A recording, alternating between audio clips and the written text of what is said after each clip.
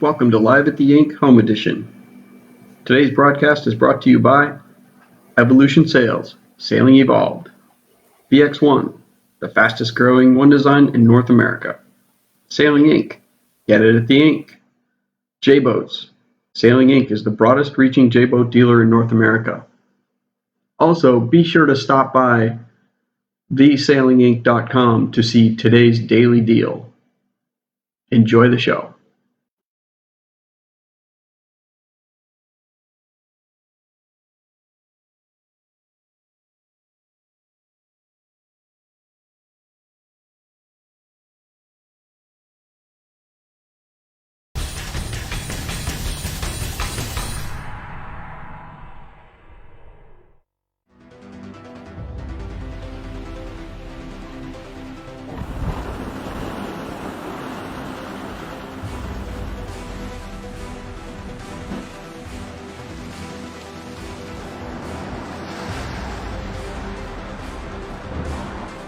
Chasing ex-tropical cyclone Pam.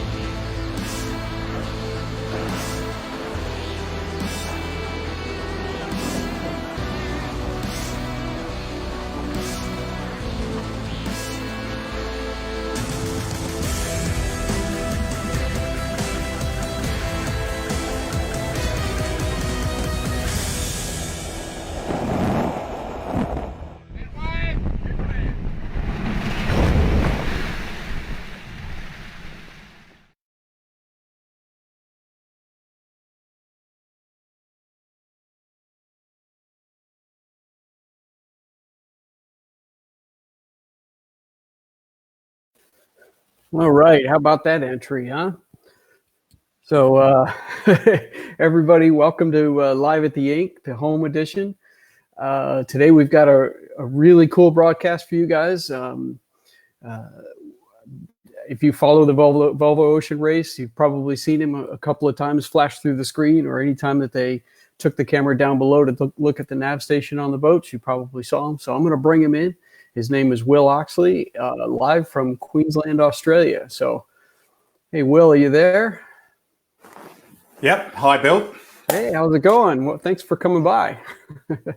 Yeah, no problem at all. It's a nice, sunny, tropical morning here in Townsville. Nice. And you're, it's, if I remember correctly, it's 8 a.m. there? That's right. Just after 8 a.m. Okay. So we're getting ready for dinner and you're getting ready for breakfast. Perfect. Yeah, so if I don't have a beer, you'll understand. Well, if I do, you'll understand. Yeah. So, well, cool. So just because there's a lot to read here or a lot to get off, I'm going to kind of give a quick bio, and then we'll get into some questions for you if that's all right. So Sure. It looks like you started out you're a marine scientist by trade, focusing purely on ocean health and the health of coral reefs. And you work for the Australian Institute of Marine Science, managing long-term monitoring of the Great Barrier Reef, which is amazing. You must have seen some really cool things. Yeah, I say I had the best job in the world then, and now I've got the best job in the world. Well, not today. It's a little quiet. Normally. Oh, it's got to be amazing. I mean, I've only seen pictures, but someday we'll get out there for sure. It looks like you transitioned to pro sailing in 2000 when you skippered Compact on the nonstop BT Global Challenge Around the World race, correct? That's right. When I left school, you couldn't. If you did the America's Cup, I think you're on $15 a day or something. And I decided I wanted to be a marine scientist. Right. But then around 2000.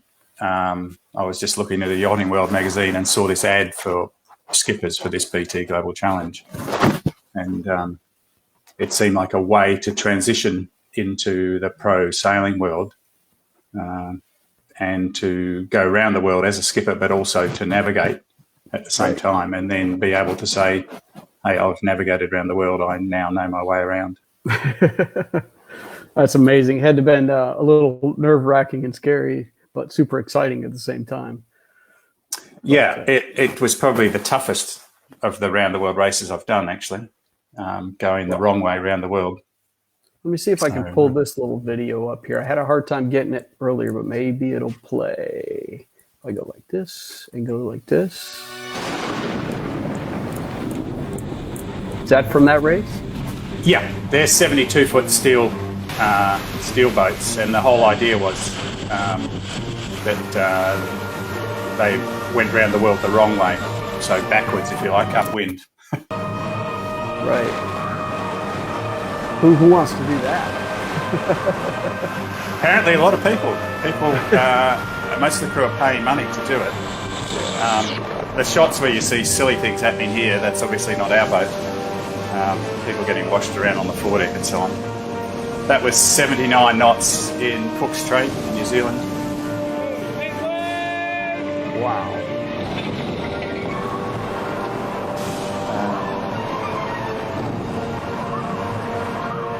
They're very, very strong boats, obviously.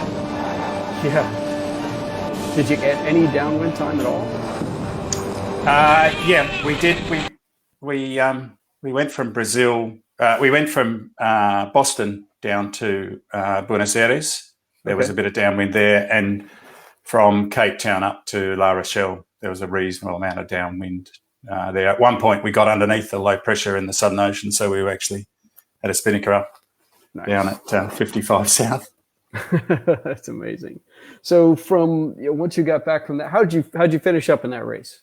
We ended up second. Second. Conrad Humphreys won, and we were second. It came down to the last leg. I think it was 16 minutes between first and fifth in the last leg. Wow. And that's how that, yeah, that's right. They were onto it early. Absolutely. So then in 2005, you did the Maxi Cat Doha? Yeah, it's the old Club Med, and Tracy Edwards had bought it, and Brian Thompson put together a pretty good crew, including people like Thomas Caville, Jacques Vincent, Damien Foxall, Brian Thompson. It was a really good crew of 13 people, and we left from Doha in Qatar and raced non-stop around the world. There were 4 boats. It was $1 million prize money, of which we saw none. It's my first experience of sponsored yacht racing. Oh, man. It sounds fun, though. Those boats must. I mean, those were the early big ocean cats, and they were flying for the time, right? Yeah, and the big issue with them was the forward crossbeam wasn't far enough away from the water, and so the danger was always to damage that with water pressure, waves smashing into it. So we would have a speed limit of about 30 knots, and try and keep the boat at that so that you didn't damage it. But we going through the Southern Ocean on that, and thinking about the previous time when I'd been going upwind against what we were going through, and I was thinking I was clearly mad. Absolutely. And then also in 2005, you and Brian Thompson on Scandia, the Open 60. And then you went on to do part of the Volvo on Brunel in 2006, right? Yeah. Yeah. So the Kingfisher, which was Ellen MacArthur's boat, was chartered by a bunch of guys who had been involved in the BT Global Challenge, and that was when it was Team 888. So we did a transatlantic around Britain and Ireland, and then in 2005. Because offshore challengers were managing the boat, and so Brian Thompson and I did the Transat Jacques Vabre on it, which is the race from France double-handed down to Brazil. Okay. And that's still probably the most fun sailing I've done in my career, is double-handing on the Open 60s. Okay. You enjoy the short-handed sailing a little bit? Yeah. Prior to 2000, I'd done 3 Melbourne to Japans with my father. and so double handing is probably my favourite part of the sport, although I don't get to do very much of it. You're going to toss your hand into these the days. Olympics? I don't think I'm old enough. Haven't you seen all of that? You've got to be older.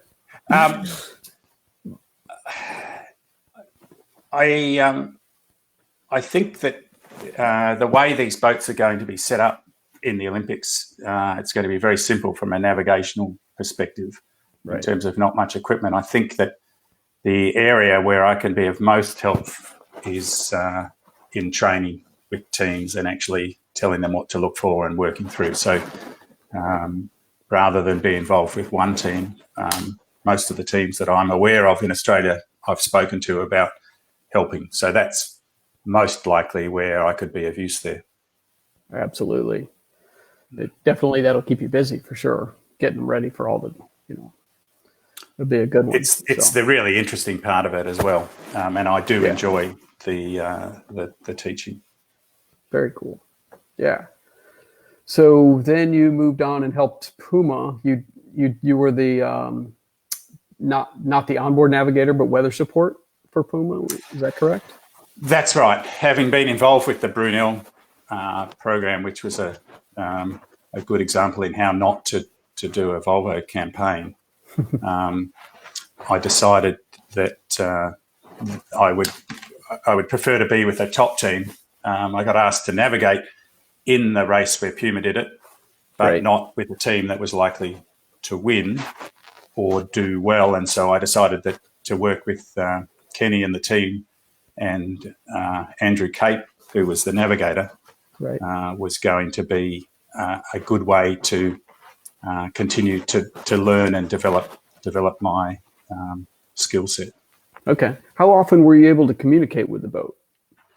Well, during the race, not at all. So it's all about prior to the leg and essentially setting them off with all the information they needed to know about the racetrack once you got outside the range of the weather forecast that we had leaving, but also setting them up for the first week in terms of where you should probably go, and then things to look out for. What were the correct charts to use? What were the dangers that you needed to be aware of? The sort of things that stop problems happening, particularly when you're tired. Yeah, absolutely. And then you sailed aboard Camper and Elvomatica in 11-12, then again 14-15, correct? Yeah, that's right. Yeah. Okay. Well, great. And then most recently you've I'm going to mess this up. Kaila. I don't even say it correctly. It's a Scotch whiskey, and so we Maxi. have it's a Swiss gentleman that owned the boat, and we had a lot of success on the Maxi 72 circuit with a really, really good team of guys. So that was a lot of fun. That program's wrapped up last year, and in terms of the Maxi 72 fleet, I think will now probably all sail IRC. I don't think they're as a fleet they're going to be racing together. Right. And then you done some with Ichiban and Wizard as well lately? Yep, big program with Wizard. We had a big program planned this year. Unfortunately, none of it's probably going to come to fruition. But I sail with the Askies for a while now, and on both boats they've got the 74 still sitting in the lakes. We were going to do the Great Lakes this year on that boat, and the Tahiti race on the 70, which was looking like a lot of fun. Yeah, but it's not to be. And then Ichiban and Hooligan here in Australia, both 52s, and we've had a lot of success with both boats.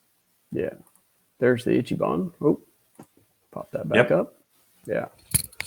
So I think that one was in the 17 or 18 Hobart, but the 17 was the first Hobart we did in her, and so we've done 17, 18, 19 now, 3 years with her. That's the bucket list race for most of us over on this side of the world to come over and do that race. It's a terrible time of year, but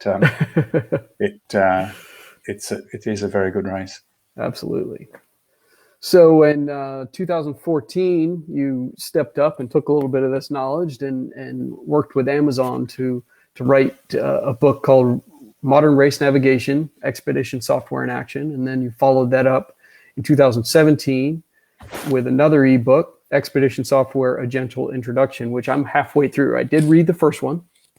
I'm halfway through the other one because I'm actually playing around with Expedition these days, and I'm actually using it to help set the application program up, or Expedition program up. So it's actually a very handy tool. So I spend a lot of time bouncing back and forth between the Kindle and the laptop. But what made you want to branch out and share this knowledge? Well, I've been writing primarily in Australian sailing for many years, and I'd been writing in my head. I'd been writing chapters of a book. And then after the Round the World race with Camper, I came home to a nice, safe environment at home and promptly broke my neck riding my mountain bike. And so I was a bit, I had a full brace on. And so a bit like now where you're locked up, I'm like, well, what can I do? I'll tell you what, I should put all this into a book and write it. So I made very productive use of been in a brace for about 2.5 months. Right. Right. And so I did the whole thing myself. I did all the figures. I wrote it. I edited it. Obviously, I asked friends and colleagues for comments on the editing. And then I looked around and it looked like Kindle and the Amazon was the easiest way to do it. Initially, I wasn't really sure how many people were going to buy it, what the interest was. So it was a toe in the water, if you like. And I thought I didn't want to have a garage full of books where I was trying to worry about sending them around. It was also something I needed to upgrade, and I didn't want to have a whole lot of books left over. So I have updated it a couple of times. I'm in the midst of sort of doing a second edition at the moment and adding in a whole lot of more chapters. And the second one, I think I can set it up to be print on demand. So if you do want a hard copy, they can do it in China. Oh, wow. I mean, people don't want or are interested necessarily in the detail, but doing color photos and a big book is a very expensive exercise. Yeah. And so that's the problem, that it's much more expensive. But I think, and I have to redo all the figures because they're not print quality, they're ebook quality. Right. But that aside, it will be possible, I guess, to do a print-on-demand book for those that. Well, I've got to tell you, it's easy enough to navigate around in, because I'm able to pop back and forth, and if you go back to the table of contents looking for something, you can click on that link and it sends you right to that page. So it's actually it's once you learn how to navigate it, it actually works pretty well. Now, when you're crashing through waves in the middle of the night somewhere and you're trying to remember how to do something, hopefully you don't have to go back looking at your but you can put it. You can buy a copy and you can have it on your phone, your iPad, the computer, all the same version. And so the way the things you format them is to try and take that into account, that it's going to be on 50 different devices. But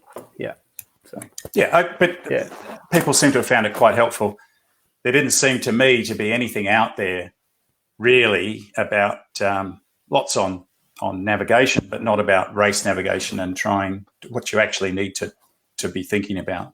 Yeah. And what you need to know. Yeah. Yeah. Well, at the end of this, I'll go ahead and put both books up on the screen so people can write it down, and then they can pop over to Amazon and download them. And that they're very useful and they're not very expensive. So you might as well take advantage of it while they're here. So, what's next? You're going to, do a rewrite, or not a rewrite, but an update on the first book and possibly the second book. But, what's on the horizon for sailing for you, Will? Well, when it eventually kicks off again, Ichiban's had a big program planned. We've got our sights set on trying to, with the Hobart for the third time. Wizard, we'll see what happens, but they had a big program planned. Hooligan. And then I've got quite a bit of interest in doing another lap of the planet. But again, that is all up in the air at the moment. This couldn't have come at a worse time, I think, for people trying to get money together to organise a round the world race. Right. We'll see what happens. I'm also taking the opportunity at the moment to do some upskilling, and then in terms of some of the writing that I've been doing, I've started to write an article about the people often say to me, what do I need to know to become a navigator? And so there's a whole lot of things, but some of it is the knowledge that you need in the background. So what I've been doing is going and taking some of these courses online and reading other books to try and see what are the best things to recommend to people. So that's been keeping me busy at the moment. Well, can you share a couple of those secrets with us? We want people to buy the books and read the magazines, but yeah. No, this is nothing to do with, this is not my stuff. This is but the stuff that I've been looking at. But the first course that I did, I was looking, the way people often get into weather is not in any structured way. They're sort of looking out the window, they're sailing, they notice particular clouds. And so it happens osmotically rather than in some sort of structured way. And so I was trying to find somewhere that you could go back to that is something that if I was starting again, that's what I should have done. And the first course that I found was called Backyard Meteorology. And that sounds pretty agricultural, but it's actually run, I was looking for the document, it's run by Harvard University, and there's an online, it's basically online learning, and it's EDX is the website, and they have thousands of courses, and this was one on meteorology. And so it's run by a Harvard professor, and it was very, very good. It's a 6-week course, but it's a sort of on demand, so I think I did it in 3 days. It's not what you're supposed to do, but I kind of did. To be fair, I did kind of know that stuff, but it was an excellent course, and I thoroughly recommend it. It's free to order. I'll dig up the link and I'll stick it on the side here before we go. But it's free if you want to audit it. If you want a certificate, and it was, I think I paid $42. So that's not bad at all. That's nothing. Nothing. The other course that I'm deep in at the moment is David Birch is known as an author of navigation and weather books. If you had to buy one weather book, it would probably be his Modern Marine Weather. I think it's in its 3rd edition now. But turns out he's also got a website, and there's a whole lot of online weather courses. So I'm working through that at the moment, and it seems to be very, very good. So certainly the textbook is extremely good, and I would recommend it to everyone. But I think people are finding that the online learning works a lot better for many people than reading books. Yeah. And the ability to animate things to get your point across. For instance, trying to explain Coriolis is quite difficult in a book, but the guys at Harvard did a very good job using seesaws and balloons and things. They really did a good job of explaining it. So interesting. They're the sorts of things that in weather and then in navigation. And so I'm also working here in Australia with one of the sailing organisations in developing some online stuff. But my suggestion has been that there's so much good stuff out there, at the general level, and really that should be the bottom of the pyramid, and really the place that I've suggested we focus is at the closer to the top of the pyramid, where you can actually provide the extra bits that are the detail. So, for instance, you could focus on particular race courses and what you need to think about, and the detail of how to actually go about doing that in a program like Expedition. Right. Wow. Digging deep. This is good. This is good stuff.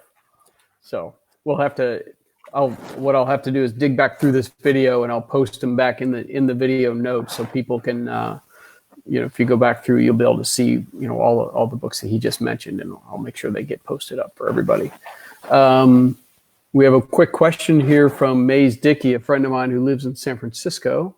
It doesn't fit up here, but I'm a Mac user. I've spent a tremendous amount of time learning OpenCPN. How would you how should you transition into a Mac? So I've tried this recently. I'm not a Mac user, but Parallels or whatever the way in which you create a Windows environment in a Mac, once that's set up, Expedition installs seamlessly into that environment, and it works the same way. And in terms of starting off, you can send an email to Nick or whoever your dealer is where you are, Nick White being the guy who built Expedition, and he'll give you probably a month-long license that doesn't have the instrument connection, just to trial it and see what you think. And it's a great way to learn. Expedition also has quite a good simulation tool, and I use that quite a lot when I'm trying to understand a particular sequence and how the numbers work. So that, for instance, you can do a pre-start at home and look at all the different numbers that come up and try and understand how to use them in the heat of the battle. Right. And you can also take your log file from old races, and you can go through it, and you can actually look and determine where you did well and where you didn't do so well. Yeah. One thing you mentioned in the first book is about, as the navigator, how to communicate with the afterguard on deck, and how they want to hear the information, and in what pace they want to hear that information, and not to be yelling it at them. Not to, you want to get it out there to them, but you don't necessarily need to be yelling at them, and getting the information on deck the way they want to hear it is very key. Yeah, the quickest way to a short career as a navigator is to have one of these microphones where you can talk to on deck from down below, and to just say, "You're on the wrong sail. You need to be on this sail according to the sail chart." And meanwhile, on deck, there's any variety of reasons why they're battling to deal with what they've got on. So you need to make sure that you actually assess what's going on before providing your advice. And the other thing is that it makes a massive difference if you also understand the tactics as a navigator. And so in times like this, some of these, I do a bit of coaching of kids, and some of these games that are available, the sailing games allow you to demonstrate to kids very, very easily about what happens if the wind shifts right or left, rather than trying to explain it on the racetrack. Yeah. You just say to them, okay, fix the wind from the north. With some of these tools, you can actually do that, and just say, right, you go left, you go right, do one tack, and they can see that the outcome is the same. Right. And that's something that carries through onto something like Expedition, where people get obsessed with following the blue line, that or the red line, whatever line color you've got it. They get obsessed with following the line when actually it doesn't make any sense. You can go if you which is why to go straight into detail. If you think about a 2-mile windward beat, and the wind's coming from the north, the mark is set to the north. Doesn't make any difference whether you go to the right-hand end and tack, or the left-hand edge of the course and tack. But on a lot of routing software, it'll actually draw a line. So it might draw the line out to the starboard ley line and then have a tack. But of course, you could go to the port ley line and tack, and you would get there at the same time. Right. So what Nick does is draw a straight line with dashes, and it creates endless confusion amongst people saying, well, I can't go upwind or I can't go downwind. But all Nick's saying is this is where you need to think about that bit, and you make that decision. And so that's an example of something in expedition where you need to be thinking about what's going on rather than just trying to follow the output. Right.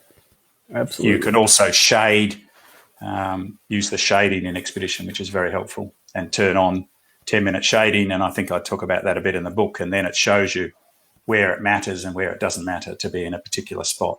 Sometimes if there's a thin band of current, then obviously it's critical that you be in that current. And other times it doesn't matter. Don't get obsessed. Yeah. So Craig Perniske, Chesapeake sailor, any hints or smart advice for short coastal racing with expedition? There's a lot of us up and down the east coast of the U.S. that do a lot of kind of short course, 1 day or less than a day type straight line races, and I think we all want to know how to use it for these little micro races. In terms of using waypoints, firstly thinking about the racetrack, race notes where you actually block off the land is a much better way of blocking off areas than just trying to put waypoints to miss things. Right. And so the less waypoints you have, the better the routing will often go. So using the race notes for that. In terms of short tacking, it's really is a mixture of what expedition's telling you and using your hand bearing compass. So, for instance, if the breeze isn't shifting much, but there's a bit of current, I'll note by my track, and I'll use the dividers, and I'll see what course I actually managed to make as opposed to what the compass is telling me, and what course I make on each tack. And so then I'll just take a bearing on the mark, and when we're making that bearing, then I'll say we're on the ley line, as opposed to the fine detail, because something that I have spent a lot of time with in recent years is understanding leeway. And since I've published the book, I've got a lot better at getting the algorithms to work so that leeway correctly is taken into account. And so when you do that, your ley lines obviously get a lot better. So working on your calibration so that when you actually tack or jibe, that your numbers don't change, obviously make a huge difference to short course racing. Right. And understanding realistic targets. And leeway's got a lot to do with that. So I actually, in conjunction with expedition, I use the K&D sailing performance software. Okay. And every day I will look at the calibration report and just keep fiddling with the instruments. And having done that for a long time, you end up with really, really good, well-calibrated instruments, and it makes short course racing much less stressful for the navigator. And does the good polars and good data? Does the K&D talk to expedition? Does it read the reports directly, or is it something you have to transition to? K&D is a separate piece of software, but okay. So expedition is producing a log file generally every second with all of your data. There's a piece of software that K&D produce called Onboard Assistant, and you have that running at the same time as you're going around the racetrack. And every time you make a sail change, or you move a dagger board, or you do a manual activity that you don't have a sensor on, you make a note of that. Okay. And then at the end of the day, you have that sailing performance Onboard Assistant file, and you have the log file from expedition. And in the K&D software, you bring the two together, and you then have the opportunity to just, like, you might have been doing something else, so you didn't quite get exactly when you put the spinnaker up. So you move that on the chart, and then having done that, and you then filter your data, because obviously data every second doesn't, it's not very easy to analyse, so that you break it into what K&D call phases, so 30-second or 1 minute chunks of data, and then you remove the data that doesn't make any sense, and it does all this automatically, and then you end up with performance reports, calibration reports, the way to modify your sail chart. And so on all the boats that I race on and in the Volvo, we use Expedition and the K&D software to get on top of things. If you're not feeling that you want to delve into dealing with all of that, you can just at the end of the day send those 2 files to K&D, and they run the analyses for you in Spain. Oh wow! So on some boats, that's how we do it. Yeah. Okay. That's very handy. So biscuits, our buddy Stephen Dackery down in. I can see that. I can see his question. The best left field call.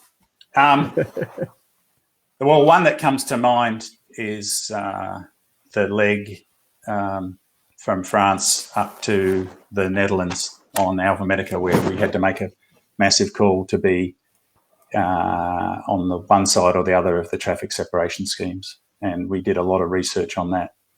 And we went to the French side, and most of the other boats went to the English side, and we managed to come out on top there. And there was a lot of research had gone into that and the time of the tides, and there were a lot of places we were sailing where we wouldn't have been able to sail at low tide, but because there's big tides there, we were able to go across these banks.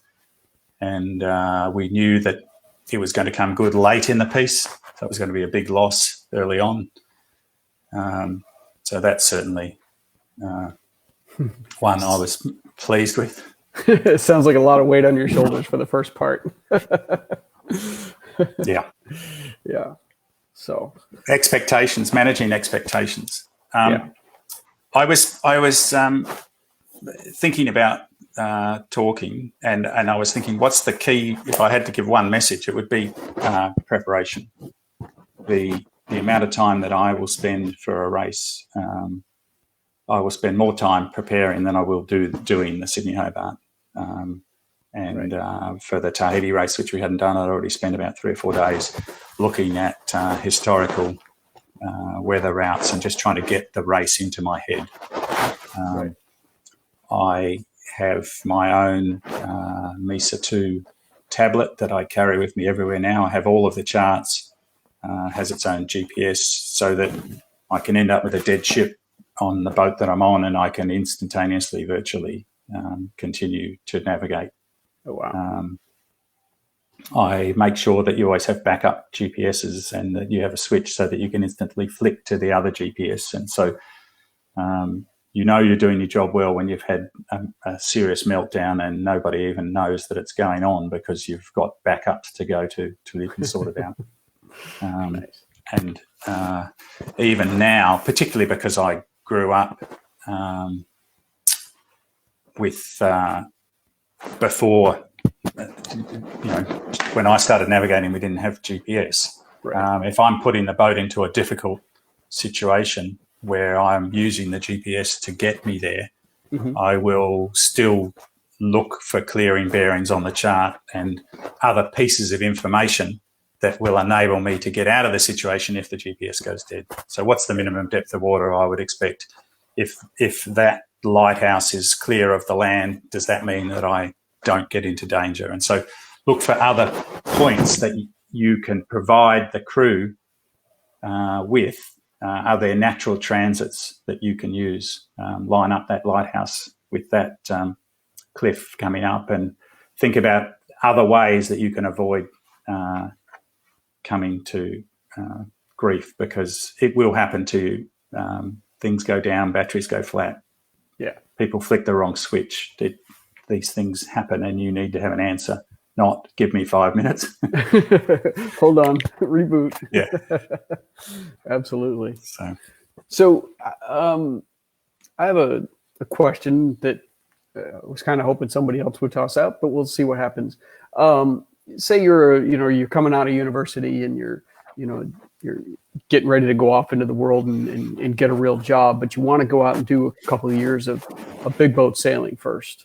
How would a college level or university level person get onto one of these boats and try and, even if you were to shadow a navigator on one of these big boats, how would you move into that segment? It seems like a big step to try and get into a navigator's position. Yeah. Deliveries is one answer to that. Yeah. Coming back from some of these big races, these boats are looking for people, and there's more time to spend with someone, with the skipper or with the navigator, and to get to understand the systems. In the world of the Volvo, a lot of people, a bit like, so for instance, with the America's Cup back in 2002, I joined Victory Challenge as in the weather team. And so I spent 6 months sitting next to Chris Bedford, one of the best navigators and best meteorologists in the world, and just sucked his brain dry for 6 months. Because I knew that was going to be helpful to me later on as a navigator. So developing skill sets that don't necessarily directly relate, you don't have to be on board to develop those skill sets. But if you come to the table with some other skill sets, that makes a big difference. In these Volvo races, Anderson Reggio, for instance, came and worked with us in Alpha Medica as the shoreside navigator, and used that as a stepping stone to take his navigation further. Jessica Sweeney came and worked with us at Camper because she knew that she wanted to get further into meteorology and navigation, and then she ended up working with Team GBR as their meteorologist. So that it's about developing other skill sets that then mean that you have something to offer when you jump onto these programs. And in addition, you've got known by these people by working in teams. You see a lot of these guys who are now the world's top trimmers ended up or started out sweeping the floor in sail lofts. And unless you've got gold medals dangling around your neck, it gets increasingly difficult to get in there at the beginning. But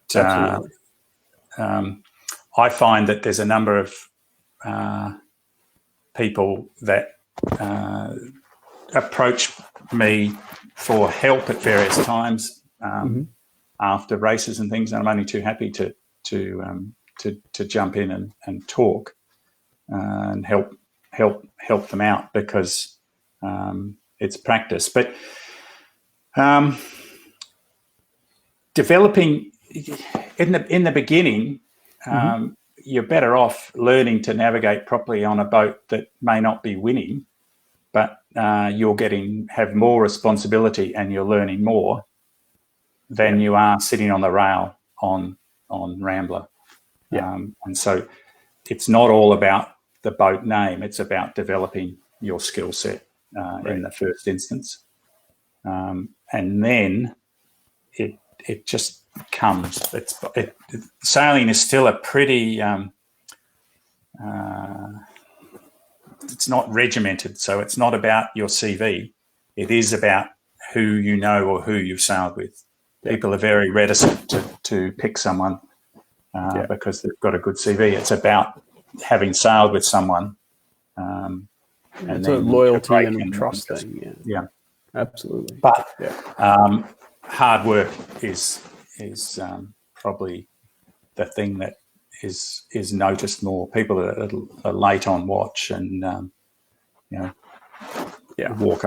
step over a job, don't bail the bilge and happy to jump in the rack and leave that to do someone else. Don't make a coffee for someone. The people that go the extra mile on boats tend to get the jobs. And if at the same time you're developing your skill sets, then when the opportunity comes, you'll be ready to grab it. Yeah, that's great advice. Yeah, because it's when you're on these boats, with whether you're there with 6, 8, or 16 people, it doesn't matter. You're in a micro environment, and if everybody's not pulling their weight, then things don't get done. And if you're caught being one of those guys not pulling the weight, then you're probably not going to get the invite back. So yeah, it makes absolute sense. So. And learn to get on with people. That always helps. That always helps. Yeah. So Maze says, what tablet software do you use? Okay, so just a sec. Oh. Props. We're getting props. Okay, so I've got a few tablets. I do have an iPad, but I have an Android phone, and then I have a Windows 10 tablet. So I use all the operating systems, but the tablet that I carry around now is this Mesa 2. It's a Windows 10 platform. It lasts for about 7 hours. The battery, and it's easy to swap the battery, and it has its own GPS, and it means I can run my own copy of Expedition. So when you license a copy of Expedition, you can have it on your computer and then on your tablet. So I don't, and the reason I use a Windows 10 is so that I can run Expedition as a standalone on that particular tablet. And then I obviously have Excel and everything else and the K&D software. But in terms of tablet software, I wasn't sure whether you meant the environment, like Android, right, iOS or whatever. So I use both, and then I use remote RDP, the remote desktop app, to go into the computer that's down below. So I can do that on my phone. If everything goes bad, I can pull out my phone and I can still see the computer down below. I can do it on my iPad, and I can do it on the Mesa 2. So in a typical situation, I will start up my Mesa 2 tablet. I'll start up my copy of Expedition. I'll make sure that the GPS is coming from the tablet GPS. I'll then send the data from the computer down below via UDP protocol. Sorry to go straight into deep lingo. But so now that's running as a standalone Expedition. Then what I will do is I will start up the remote desktop, and I will run as the primary tool. I will run using the computer down below, because it's got that's the primary computer. That's the workhorse, yeah. Yeah, and so that's how I'm running, and I move the waypoints and everything happens there. But then if I have a meltdown, the power goes off on the boat or whatever, I can just shut the remote desktop, and then I've got Expedition running with the charts. I'm able to continue to do my primary role, which is to make sure that the boat doesn't go somewhere where it's not supposed to go. Right. Okay. Maze might say whether that's what they meant. Yeah. Yeah. I'm sure he'll poke back in here in a second. Yeah. But I think that's probably what he meant by that was first, what environment, and then, second, how do you communicate with the computer down below? And the books that talk about that twice, actually. I'm surprised to hear that you have the software running in addition to the remote desktop, but that actually makes a lot of sense. So yeah, the other thing that I've learned is Wi-Fi on deck is a big issue. Trying to make sure that it's in a good place, and even when you're testing these things, it works just fine when there's no people on the boat. When you add 15 burly people who are wet and solid, makes it very difficult for it to work. And so the trick we've found is to put the Wi-Fi antenna for the deck screen underneath the instruments, underneath the boom, and just stick it at the bottom of that, poking down, and that way, even when you're on the rail hiking, you still get a good Wi-Fi signal. Yeah, it's pretty much line of sight from anywhere on the boat to that point. Yeah, unless you're on the bow, which you shouldn't be. So yeah. Well, even on the bow, it works. It does go further forward because we have it set up with these Garmin watches. We can have it set up that Expedition is sending the data to the watches, and so the bowman can look at his watch and see the distance to the line and the time and everything, so that the Wi-Fi gets used in a variety of ways. Yeah. I'm going to put a cheap stab in there. You can buy that watch at Sailing Inc. It's on our website, thesailingink.com. There you go. Yeah, very there good. You go. Yep. Well, great. It looks like we've definitely exceeded our 30 minutes. Is there anything else you'd like to get out there to these guys while we're, maybe talk a little bit about, sailing these days and kind of where we are and, how do you think we're going to come out of it? You're on a little bigger spectrum than the rest of us, but I think we're going to come out of it domestically first. I think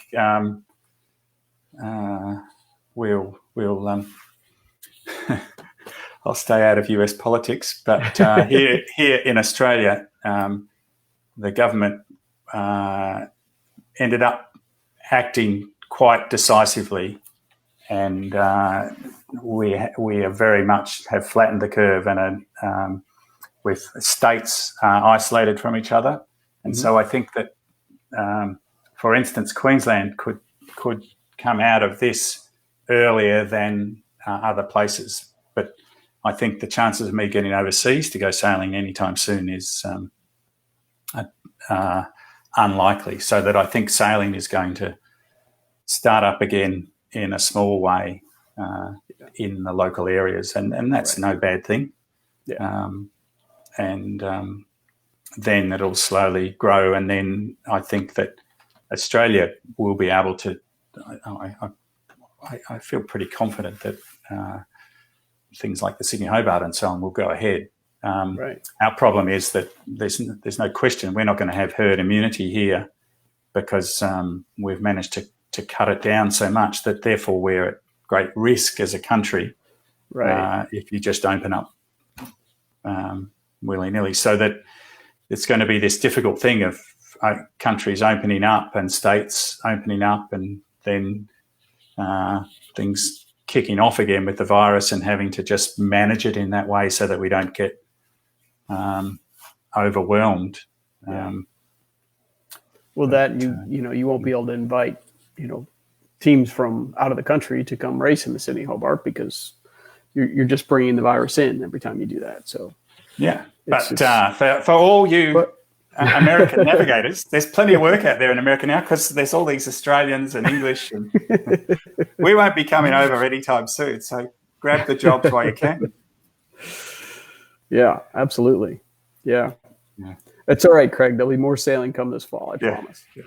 And this winter, and all in the Caribbean. So remember, they're going to be stuck down there, so we've got plenty to do up here. So well, I was in Antigua, having just done the Antigua super yacht and about to do the bucket. So I had to sort of try and dash home through the US before everything shut down. Yeah. And I think Rodney was in the same boat. He came over and he stopped in LA on his way to go to the bucket, and they canceled the bucket while he was in LA, and he held up there for a couple of days, but then New Zealand government called and said, you've got to come back. And, oh, by the way, you've got to sit on your boat for 14 days because so I had to quarantine for 14 days at home once I got here, which I thought was a very sensible idea, because luckily we don't have too much community transmission. It's mostly been people coming from overseas and cruise ships. Yeah. Did I see the Spey collision? No, I didn't see it, but they were on a different racetrack. But obviously, I saw the video. They are incredibly difficult boats to manoeuvre, and so things have to happen a lot quicker than any other boats most people would sail on. So that whilst it looks, it's like watching two container ships run into each other. You can see it's going to happen 30 seconds before, but there's nothing you can do about it. So it, was not good. But these very things unfortunate, very unfortunate for sure. So, well, all right, Will, we definitely appreciate you taking some time this morning to talk to us, and hopefully we get to see you over here in the States soon. And if you're ever looking this way, forward give to us it. a holler. Yeah. Yeah. But thanks All right. again, and have a great one. I'm going to put your books up here so people can take a look and write it down, and hopefully they log into Amazon tonight and buy some books. All right. Okay. Thanks a lot, Will. Thanks a lot. Cheers. Bye.